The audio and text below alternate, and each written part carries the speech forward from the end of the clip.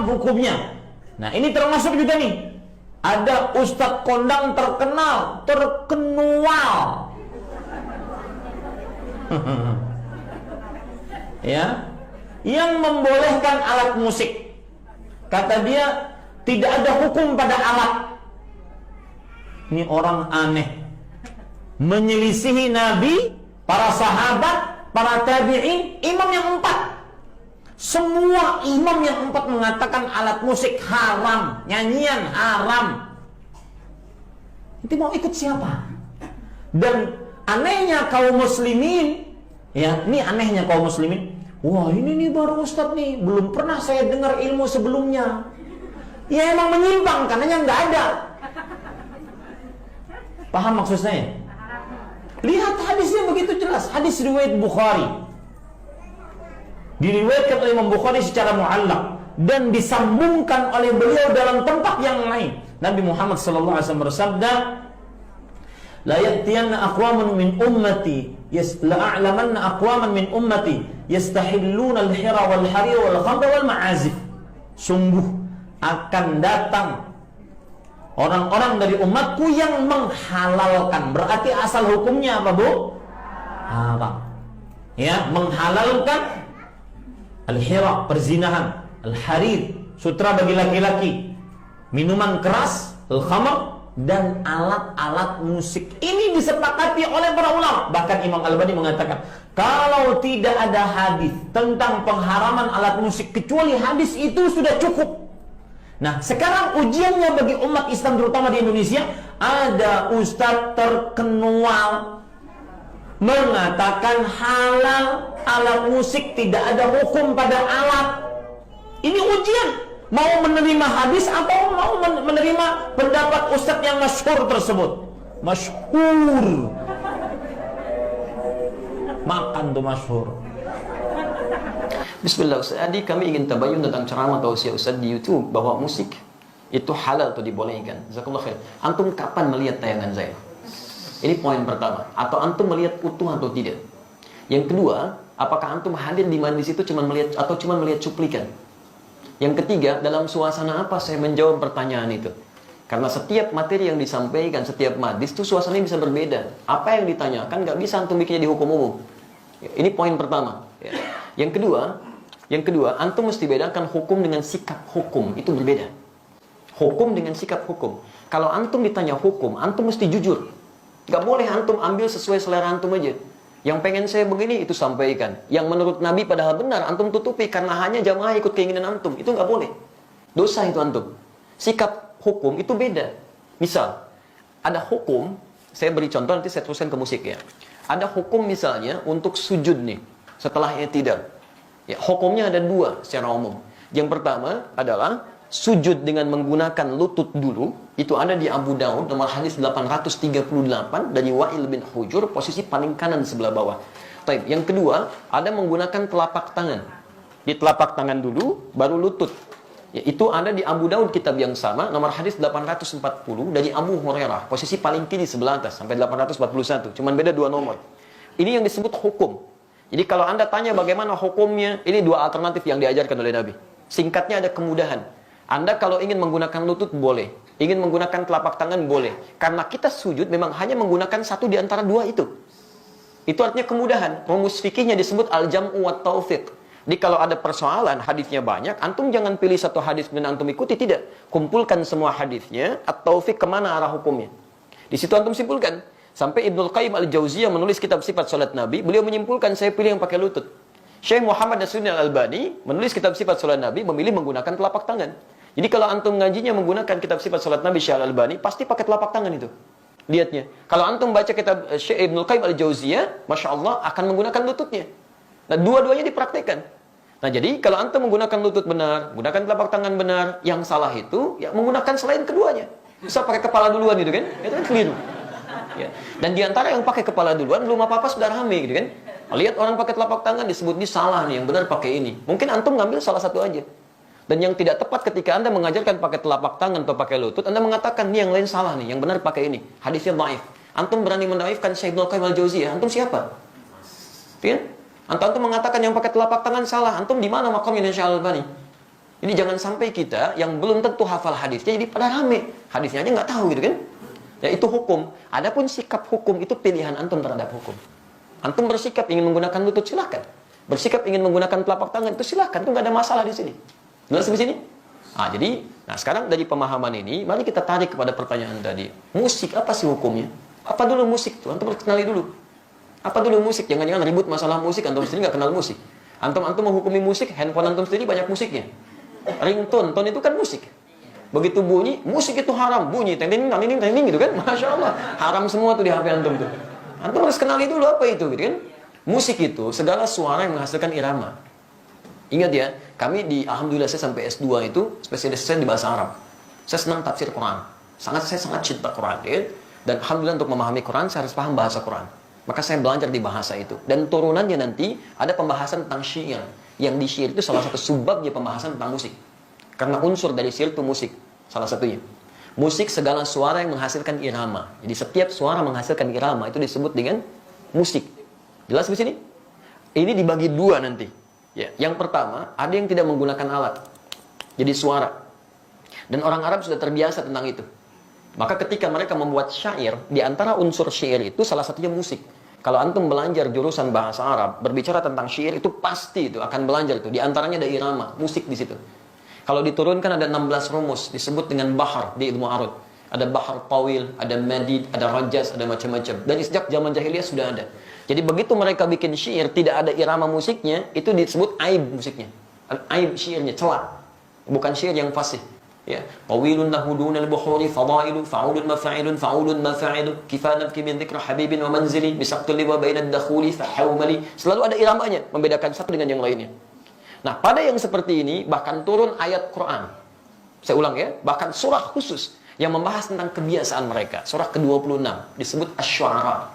Asy-Syu'ara itu jamak dari kata syair yang berarti pemusik, penyair. Nggak pakai penyair. Itu penyair. Saya ulang ya, penyair. Jamaknya Asy-Syu'ara.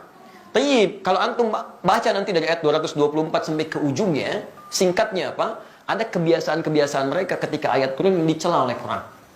Dicela oleh Quran. Wasy-syu'ara'u yattabi'uhumul ghawun, dan para penyair itu seringkali menghadirkan hal yang tidak bermanfaat. Wa hum fi kulli wadin yahimun, ada yang datang ke lembah-lembah nyari inspirasi sehingga ibadah ditinggalin. Datang ke lembah, jadi apa Pak? Jadi ilham. Kan ilham tetangga Bapak. Oh enggak, saya di sini. Jadi itu, jadi inspirasi, nulis macam-macam. Sehingga maaf, kebaikan-kebaikan diabaikan. Kan sholat tertinggal, macam-macam tertinggal. Zaman jahiliyah banyak yang begitu. Sehingga ketika zaman Islam, dibedakan. Yang seperti ini gak ada banyak manfaatnya.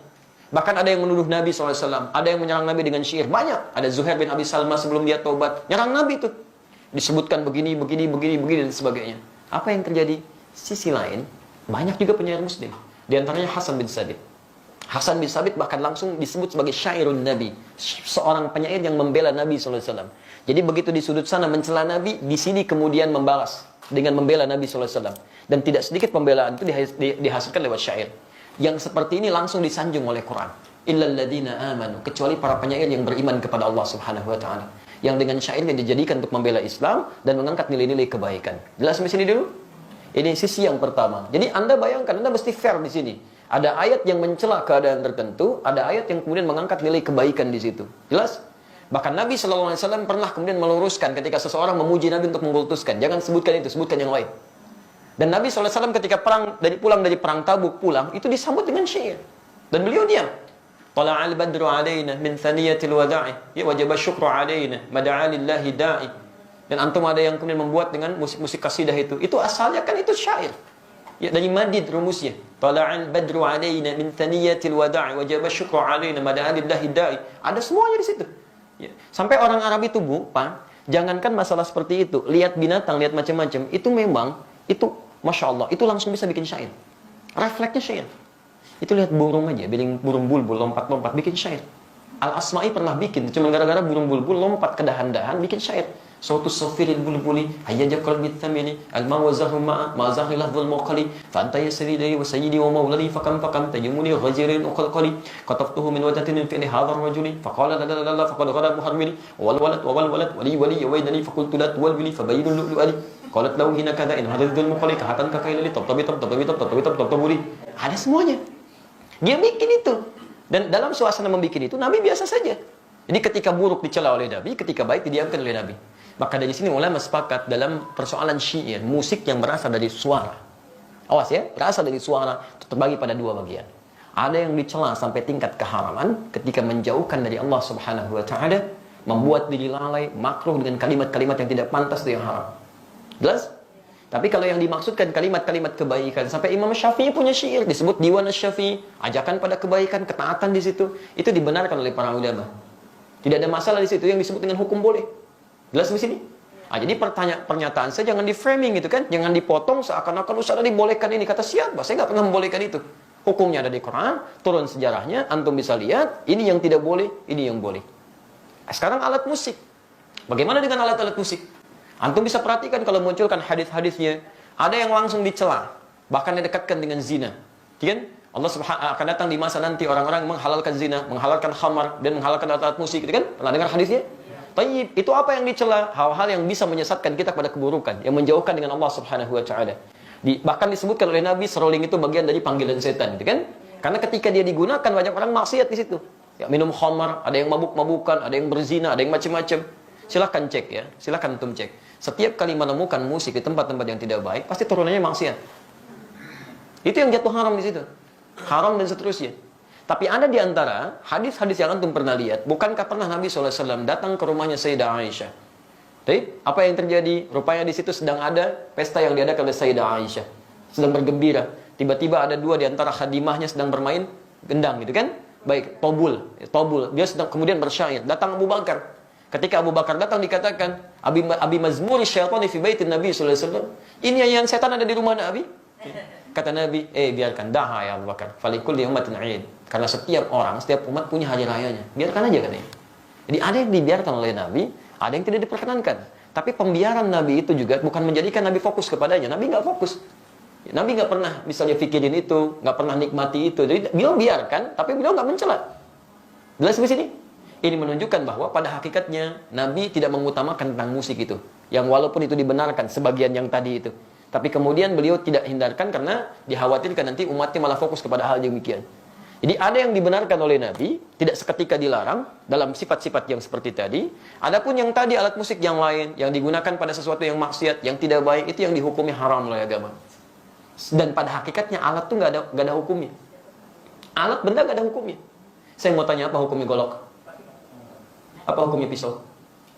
Nah, antum belajar usul fikih dulu. Hukum itu tidak melekat pada benda. Hukum itu melekat pada amalan. Ingat, pada amal, bukan pada benda. Golok digunakan untuk apa? Kalau digunakan untuk sembelih hewan korban, maka hukumnya dia halal. Tapi kalau digunakan untuk, nah ini poinnya. Misal, ancam orang, bunuh orang. Saya kemarin ke Bali, Masya Allah. Ya. Begitu turun dari rumah makan, ada seorang, Ustaz, mohon Ustaz untuk makan hari ini aja, untuk makan hari ini aja. Tapi yang dipegang, golok, kemudian pisau, ditutup, bagi dihadapan ke kita. Begini Ustaz, tolong untuk makan hari ini. Masya Allah. Itu luar biasa kan? Itu luar biasa. Dia meminta dengan cara yang tidak elok gitu kan? Walaupun kita paham maksud dia butuh sesuatu. Tapi dia katakan, ini loh pisau saya. Ini golok saya gitu kan? Itu nggak boleh yang seperti itu. Haram hukumnya golok digunakan demikian. Jelas ya? Baik, jadi teman-teman, ketika saya ditanya hukum, saya jelaskan inilah hukumnya begini. Tapi kalau Anda tanya saya, apa sikap hukum saya? Kalau saya menjauhi itu. Saya jauhi gitu kan? Saya tinggalkan, saya jauhi. Sekalipun saya paham teorinya. Dan dari situ saya paham, orang barat mengambil rumus-rumus musik dari situ. Saya sampai hafal. Hafal saya rumus gitar, rumus piano, saya hafal. Karena mereka ngambil dari situ, saya pelajari itu. Tapi saya nggak pernah main begituan. Apakah kalau kita menghafal sesuatu, kalau tas disebut saya membolehkan? Belum tentu. C, D, F, G, A, B, C, D, F, C, D, F, G, D, F, G, A, B, C, D, A, B, C, D, F, G, A, F, G, A, B, C, D, E, B, C, D, F, B, C, D, B, B, C, D, B, C, D, B, C, D, antum aja belum tentu tahu tuh. Jadi kita membaca sesuatu bukan berarti kita masuk di dalamnya, tidak gitu kan? Untuk merumuskan rumus hukum yang boleh, yang tidak boleh. Antum mungkin biasa, tapi bagaimana dengan orang-orang yang profesi di dalamnya? Ada yang mengajar begini, ada yang begitu. Saya mesti berikan pendalaman hukum seperti ini. Tapi sikap saya seperti ini. Jelas di sini? Baik. Antum boleh tidak sepakat, tapi jangan sampai ketidaksepakatan itu menjadikan kita harus saling mencela. Itu nggak boleh. Nggak boleh. Dalam tidak sepakat pun nggak boleh mencela. Apalagi dalam hal sepakat, kan? Baik.